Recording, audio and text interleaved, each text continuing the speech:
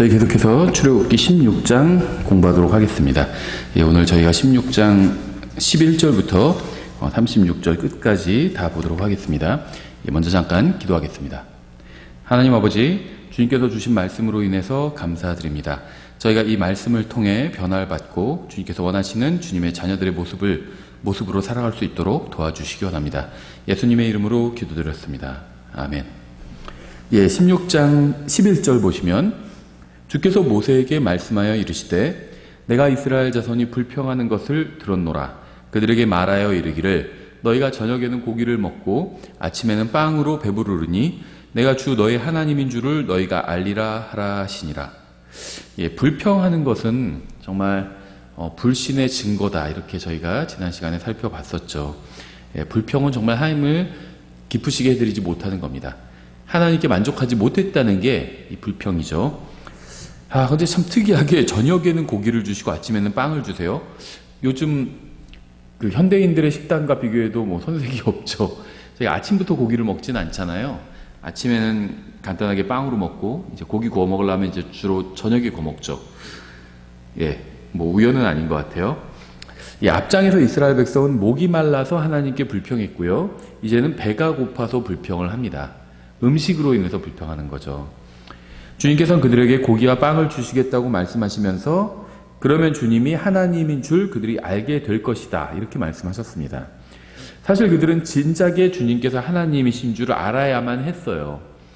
이 세상에서 주님이 하나님이시고 모든 것의 창조자라는 사실을 알아야 하는 민족이 있다면 바로 이스라엘 백성이겠죠. 그들처럼 주님께서 많은 기적을 보여주신 민족도 또 없을 겁니다.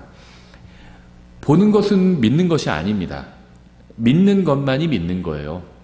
믿는 것을 대체할 수 있는 것은 아무것도 없습니다.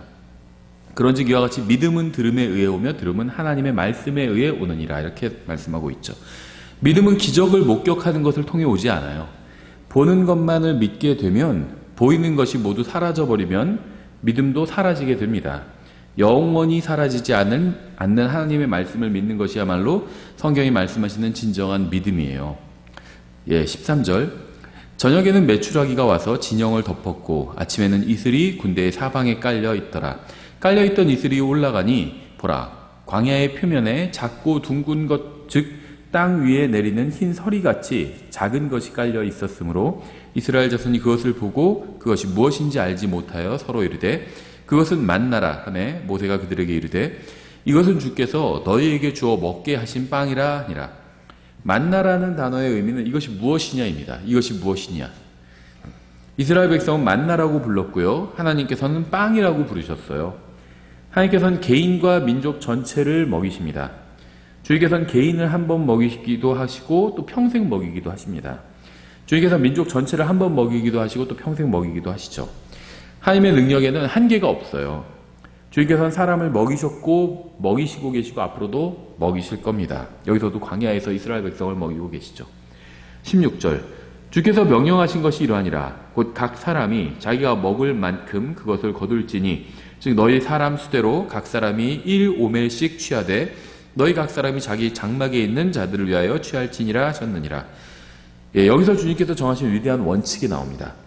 주님께서 남자가 나가서 자신과 가족이 먹을 것을 구해오게 하셨어요. 하나님께서는 모든 사람에게 필요한 음식을 제공해 주시되 식탁까지 직접 배달해 주지는 않으십니다. 주님께서는 가정에 필요한 음식을 들에 놓아주셨어요. 나가서 일해야 되는 곳이죠. 들은. 남자는 들에 나가서 주님께서 제공해 주신 음식을 가정으로 가져오는 수고를 해야만 했습니다. 아내나 아이들이 나가서 가져오게 하지 않고요. 남자가 가서 가져오게 하셨어요. 각 사람이라고 말씀하고 있죠. 남자예요, 남자. 주님께서 인간의 필요를 채워주시되 사람도 자신의 손으로 자루의 양식을 채워가는 수고를 하게 하신 거죠. 이건 큰 원칙입니다. 남자가 없는 집에서 어머니와 아이들만 있는 집에서 어머니가 일해야 되겠죠. 아버지가 있지만 큰 사고를 당해서 움직일 수 없다면 또 어머니가 일해야 되겠죠. 그런 예외도 있지만 원칙이 이렇다는 거예요. 남자가 밖에 나가서 수고해서 가정에 먹을 것을 가져오는 게 일단 하나님의 큰 원칙이라는 겁니다.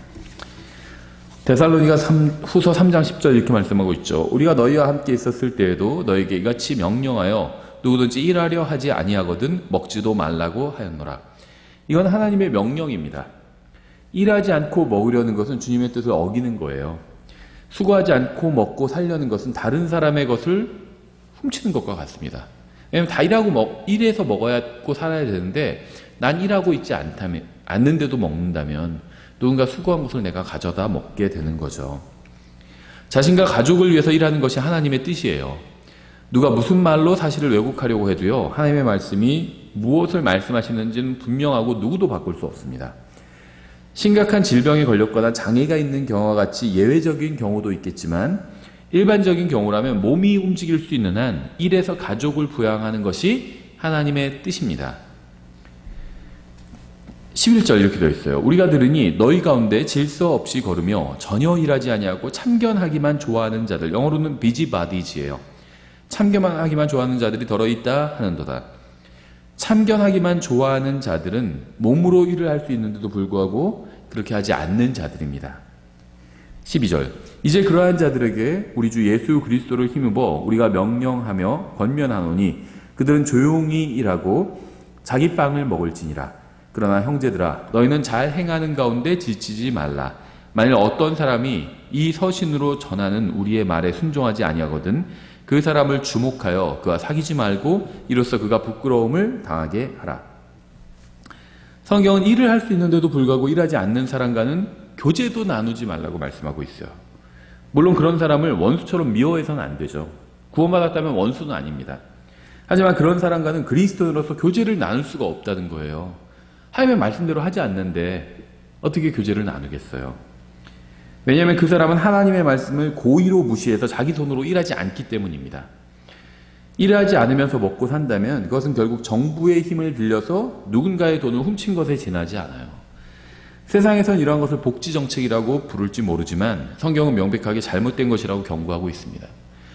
그러니까는 원칙이 있고 예외가 있어요. 몸이 아파서 움직일 수 없는 분들 있죠. 그런 분들에 대한 얘기가 아닙니다.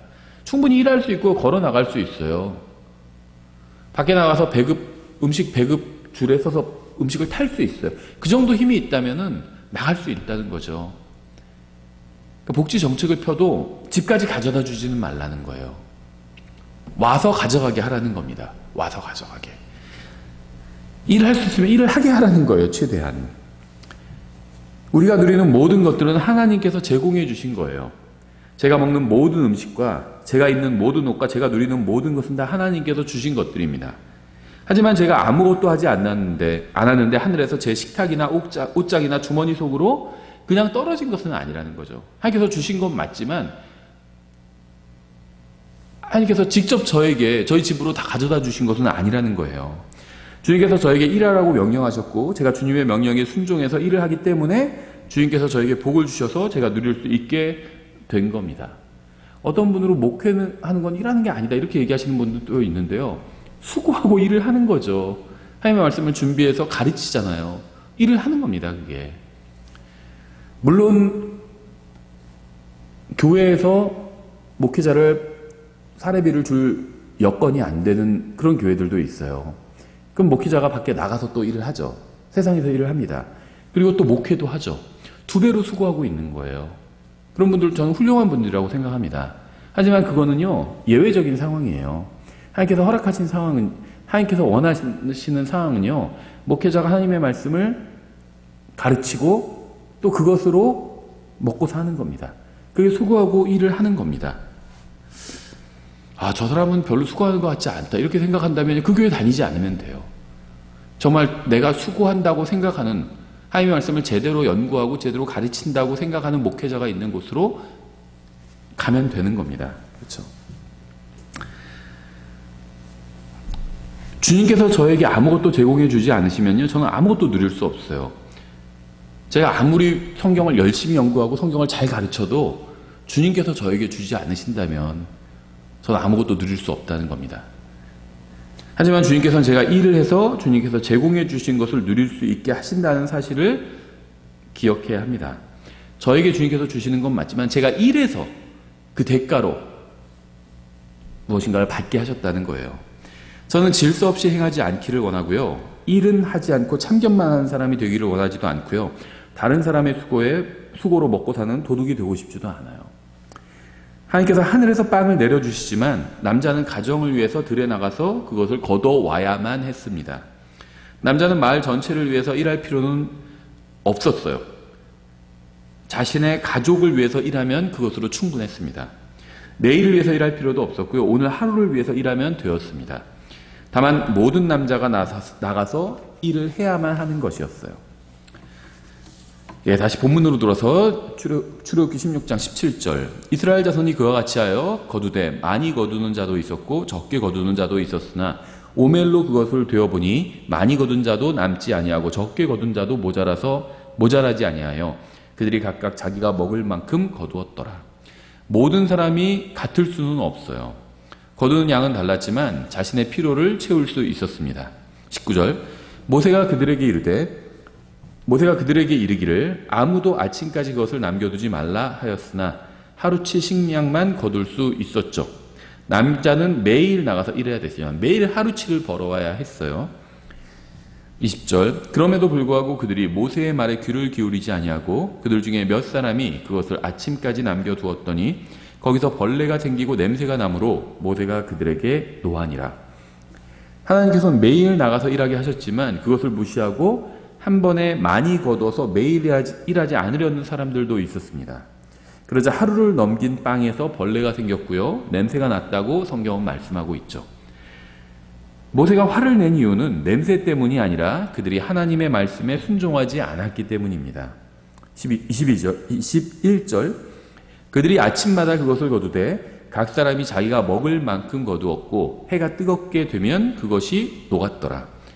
남자는 매일 일하되 아침에 일을 시작해야 합니다.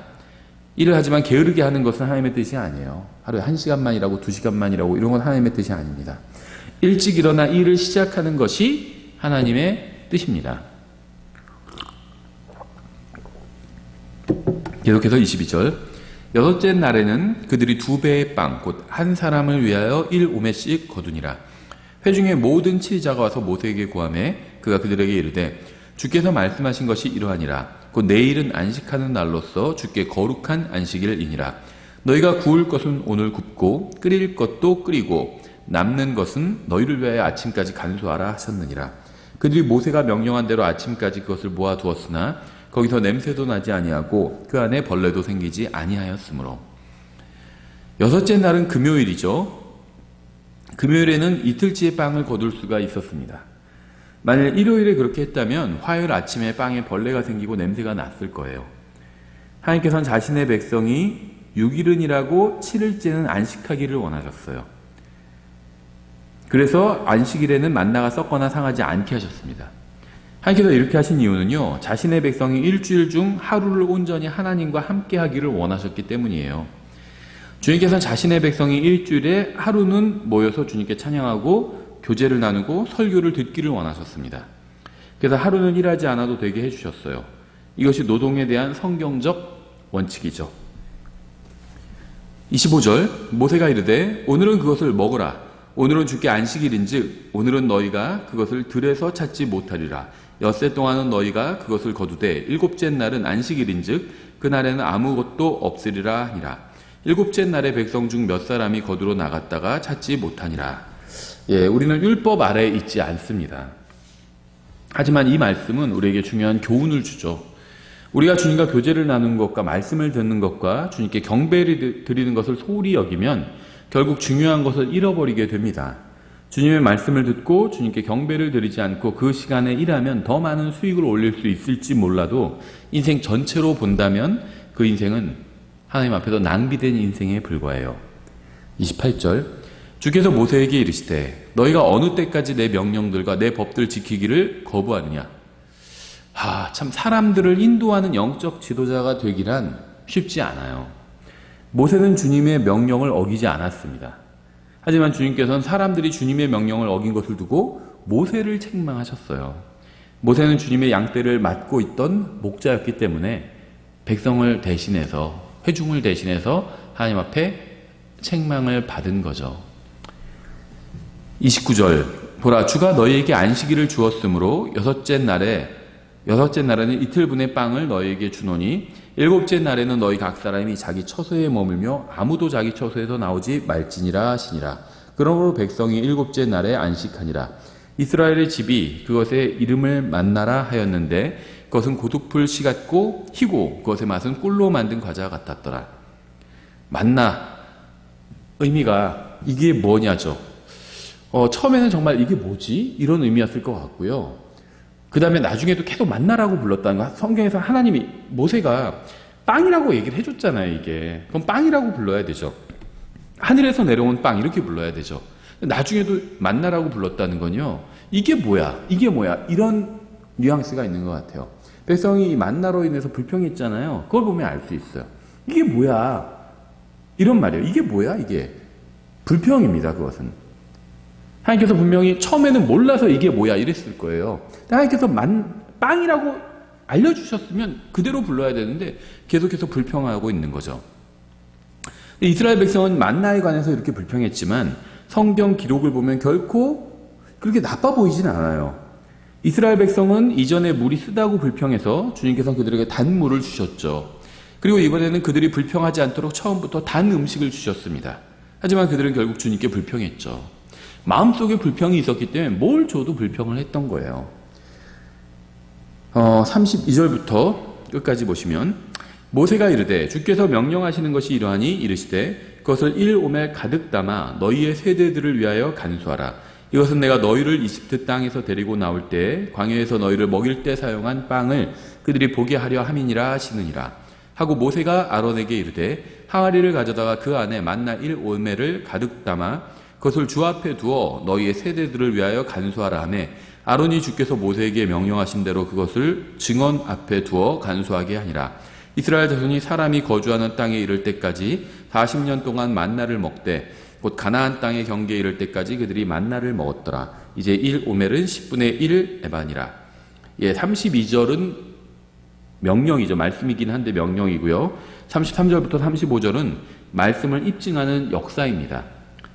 출애굽기가 이런 식으로 기록하고 있는 이유는요. 이 책이 사건이 진행되며 기록된 것이 아니라 이 책에 나오는 모든 사건이 다 끝나고 나서 이 책이 기록됐기 때문에 이제 이런 식으로 모든 것이 다 끝난 입장에서 서술하고 있는 거죠. 하나님께서는 일주일에 6일간 빵이 하늘에서 내리게 하셨습니다.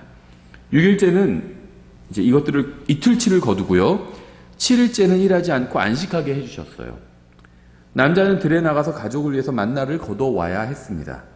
하나님께서 음식을 제공해 주시지만 아무것도 하지 않는 사람들에게는 주지 않으십니다.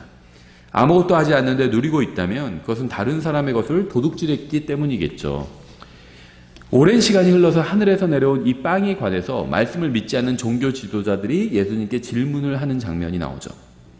요한복음 6장 31절에 기록된 바 그가 그들에게 하늘로부터 빵을 주어 먹게 하였도다 한 것과 같이 우리 조상들은 사막에서 만나를 먹었나이다 하며 그때 예수님께서 그들에게 이르시되 진실로 진실로 내가 너희에게 이르노니 모세가 너희에게 하늘로부터 그 빵을 주지 아니하였느니라. 오직 내 아버지께서 너희에게 하늘로부터 참빵을 주시나니.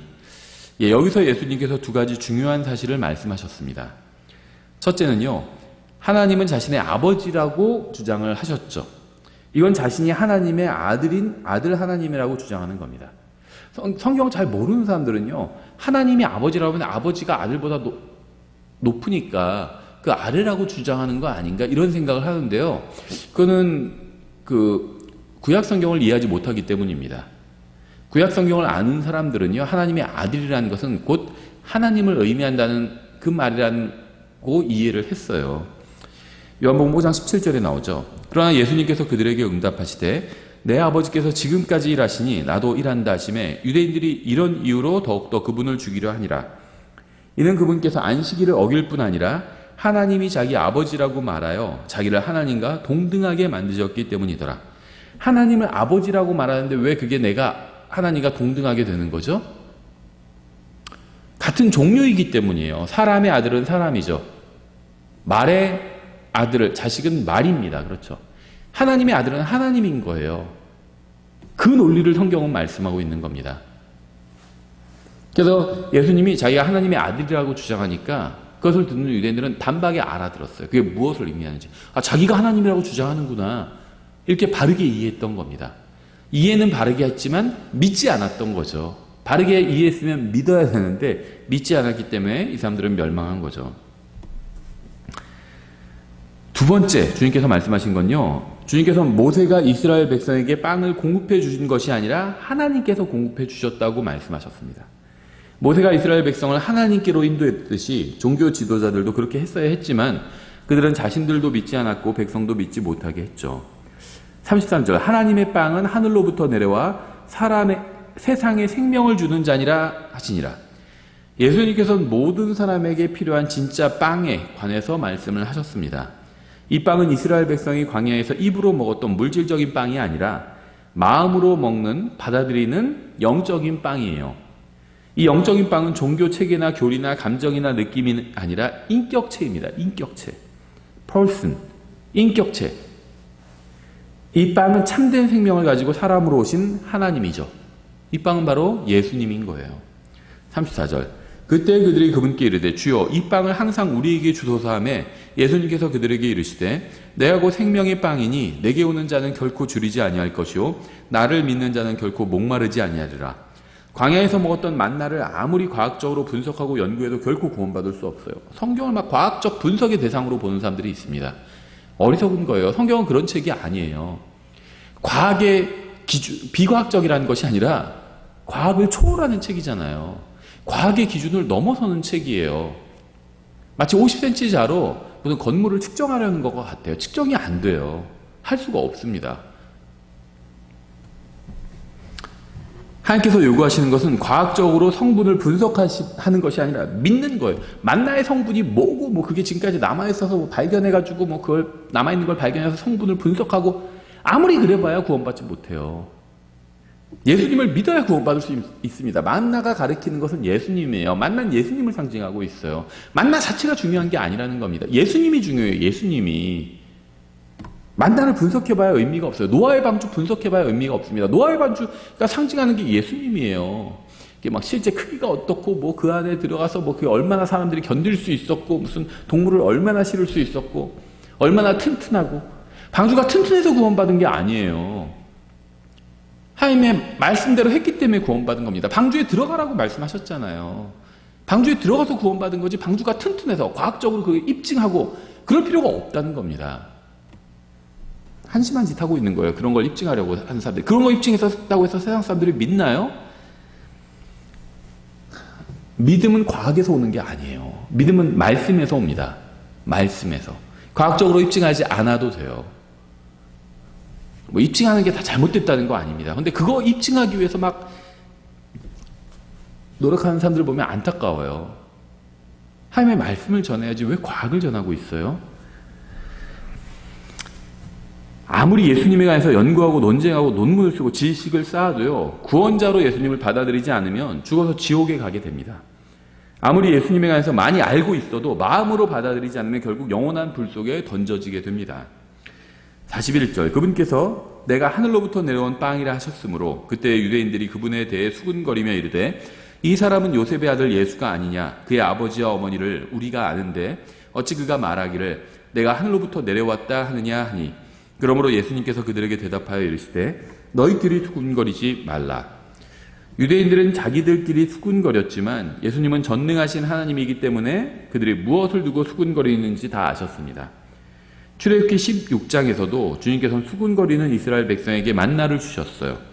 광야에서 수군거리는 백성에게 만나를 주셨던 분께서 이제 수군거리는 자들에게 참된 만나를 주려고 하시죠.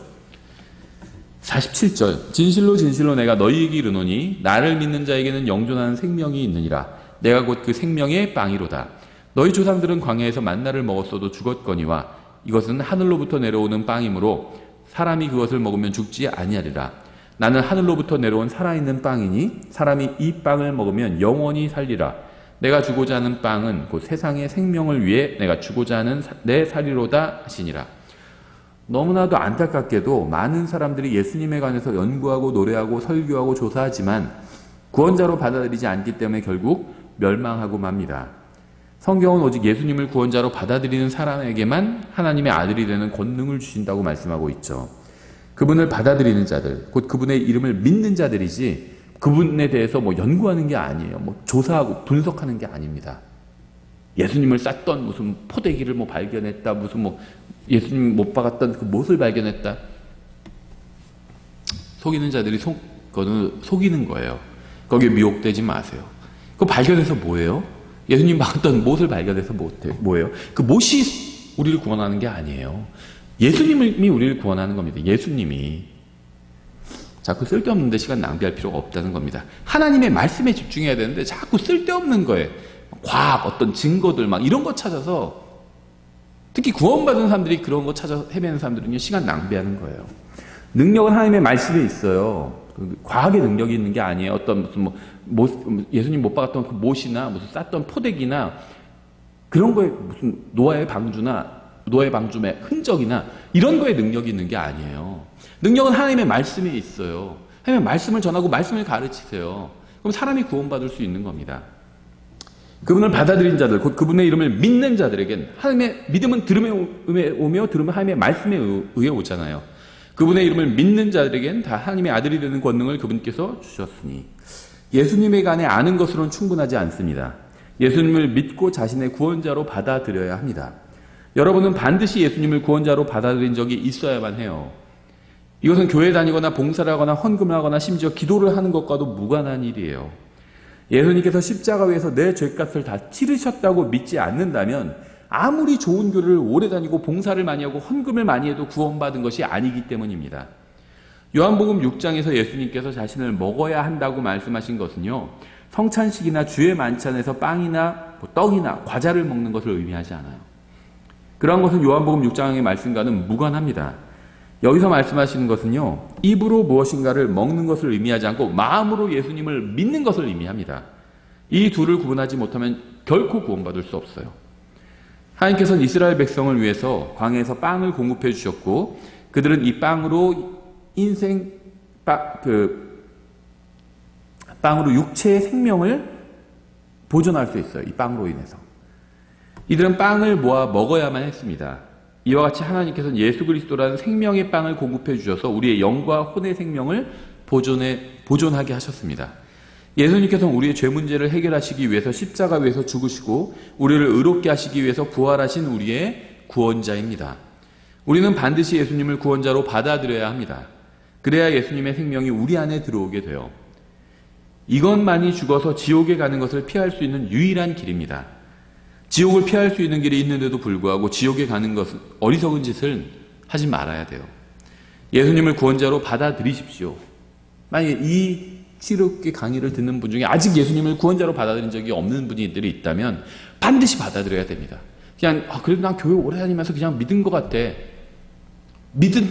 왜 불확실해? 자신의 영원한 운명을 맡겨요. 구원자로 받아들여야 한다고 말씀하고 있잖아요. 영접하는 자, 받아들이는 자. 받아들이는 사람한테 하나님의 아들이 되는 권능을 주신다고 했잖아요. 받아들여야 돼요. 받아들인 적이 없으면은 지금이라도 받아들여야 돼요. 예수님을 구원자로 받아들이십시오. 그분을 믿고 신뢰하세요. 예수님을 마음속으로 구원자로 받아들이고 하나님께서 주시는 은혜와 긍휼과 능력과 영원한 생명의 기쁨을 누리십시오. 예수님은 여러분을 위해서 이 세상에 오셔서 여러분을 위해서 십자가 위에 달리셨어요.